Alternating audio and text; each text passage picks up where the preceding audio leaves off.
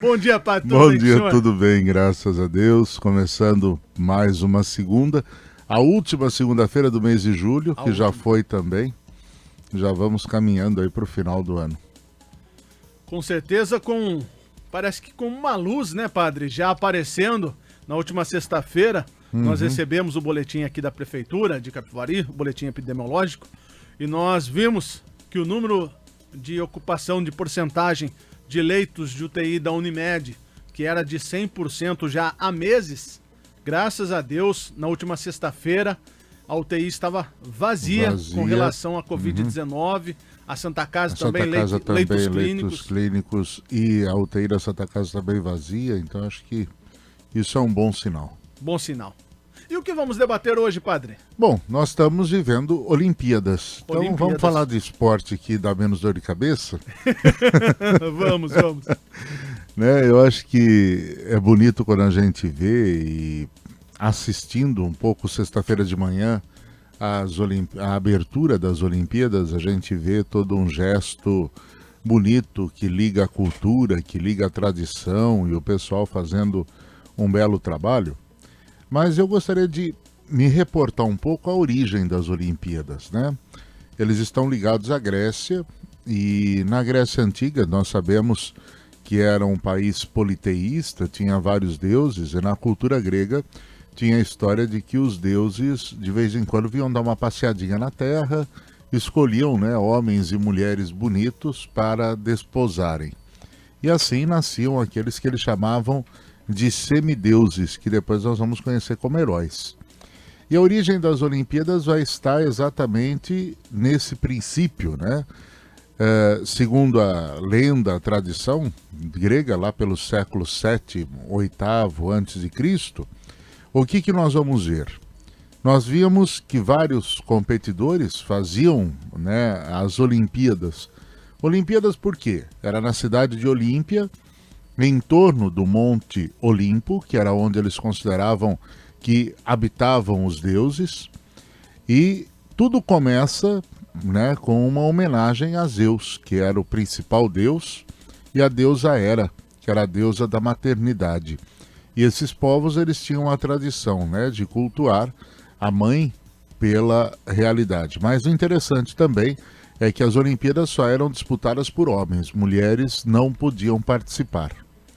E o que era a Olimpíada no seu início? Era uma exibição das virtudes que o homem desenvolvia tentando agradar aos deuses.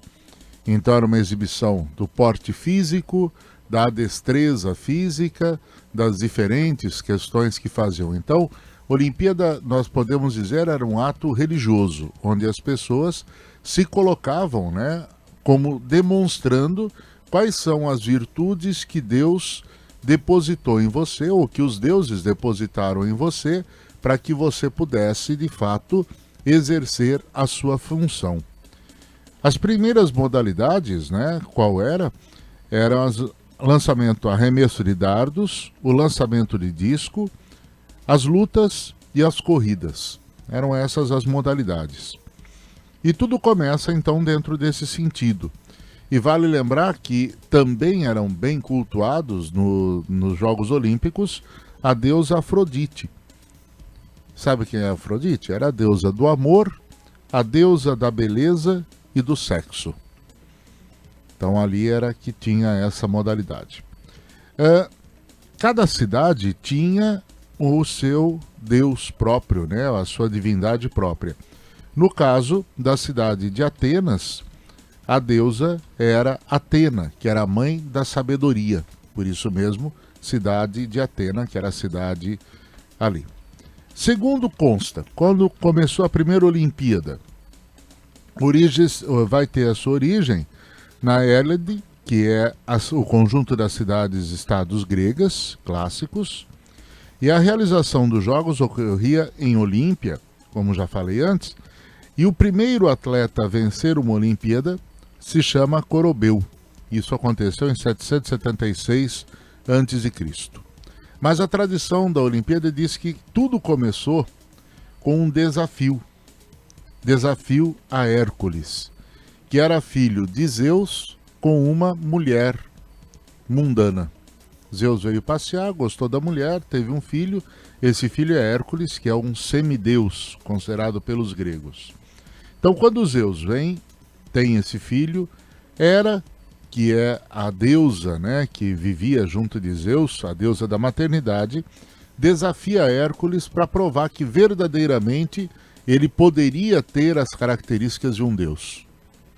Então a origem está aí, quer dizer, nada mais era do que um desafio para que você se tornasse melhor, você se tornasse parecido com aquela divindade que você acreditava. Então, no caso, ela propôs 12 trabalhos considerados impossíveis para um ser humano. E Hércules cumpre todos esses trabalhos. Um deles, o principal, era fazer a limpeza da cocheira do rei. O rei tinha muitos animais, né? Áugeas, ele tinha muitos animais, milhares de animais, e a sua cocheira não era limpa há mais de 30 anos. Então era desafiar Hércules a fazer a limpeza e a organização desses animais. Então, só para a gente entender, esse espírito olímpico nasce desta ideia: eu mostrar que posso ser melhor, eu mostrar que eu trago dentro de mim a característica que pode agradar a um Deus, no caso aqui um Deus politeísta, mas um Deus que tem, então, e exorta as virtudes humanas naquilo que eles têm. A beleza, a capacidade de amar, a inteligência, a sabedoria. Então aí é que as Olimpíadas se mostravam. Pois bem, quando a Grécia entra em declínio com o domínio dos povos romanos, também as Olimpíadas desaparecem.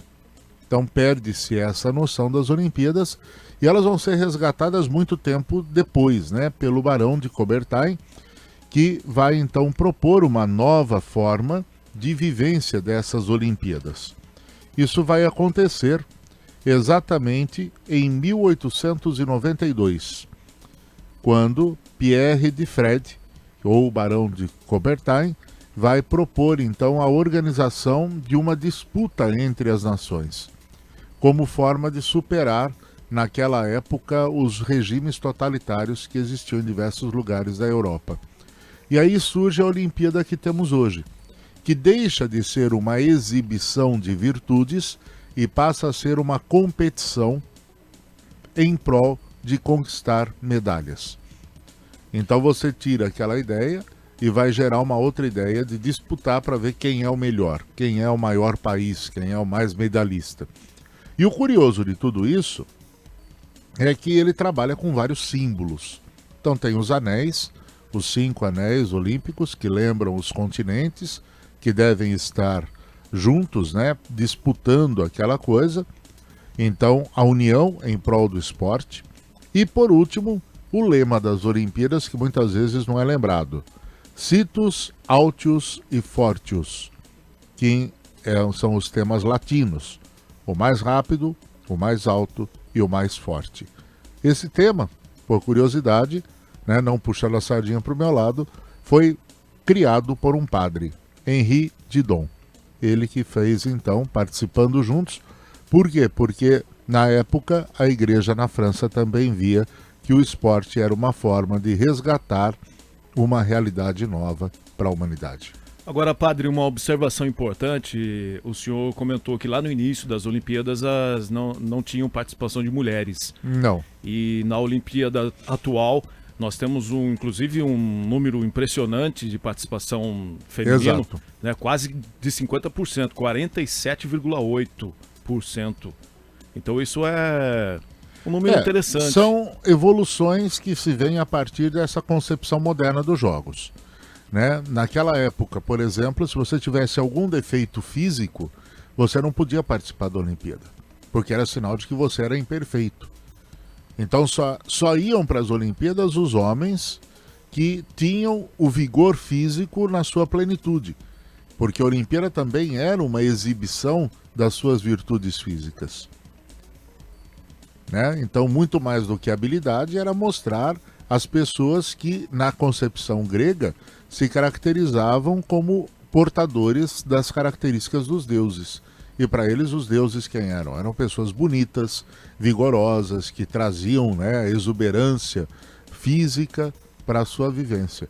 Hoje você tem a mulher participando, você tem os deficientes, as Paralimpíadas, né, os portadores de deficiência, como sinal desta nova visão que se tem. Pena que se perdeu a ideia da demonstração da qualidade e passou a ser uma competição em busca da superação. E quando a gente coloca no nível da competição, muitas vezes você perde a dimensão do esforço de tantas e tantas pessoas que vão para uma Olimpíada, que fazem a sua parte, mas são esquecidas porque são eliminadas logo no começo, etc e tal, e aí você vira a mera disputa. Então, termina a Olimpíada, quem é que fica? A imagem nem das pessoas, mas de quantas medalhas de ouro aquele país conseguiu, quantas medalhas de o ranking. Fica o ranking. Então, exato, o atleta vai para segundo plano, quer dizer, quem foi o campeão das Olimpíadas passadas? Foi os Estados Unidos que conquistaram não sei quantas medalhas. Quer dizer, quem foram os atletas? Quem é o ser humano que está por trás disso? Da mesma forma que a medalha de prata é tão importante quanto a de bronze e a de ouro, temos também o quarto colocado, o quinto, enfim, o quinto. Né? Não, e o mais interessante não é nem isso. Se você pegar o ranking, se um país tem uma medalha de ouro só, e o outro país tem 3 de prata, 5 de bronze e nenhuma de ouro, ele com uma medalha de ouro, ele está acima daquele que tem não sei quantas outras medalhas. Então, de repente, você tem o Brasil, 10 medalhas conquistadas, mas nenhuma de ouro, então ele está abaixo daquele país que conquistou uma única medalha de ouro.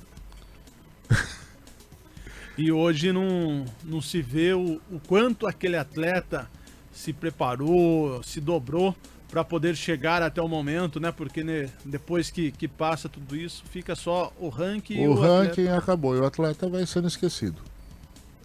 Então, é pensar um pouco isso, quer dizer, uma competição, uma prática, não diria uma competição, que servia para que o homem se valorizasse, se mostrasse como virtude do Criador, para uma competição onde prevalece apenas e tão somente a disputa e o ranking por conquista de lugares. Padre, mais uma vez, muito obrigado pela participação. Obrigado. E estamos aí, vamos até continuar. Mês que vem? Até o mês que vem. Se Deus quiser. Que coisa. Uma ótima semana, Padre. Para vocês também, um abraço.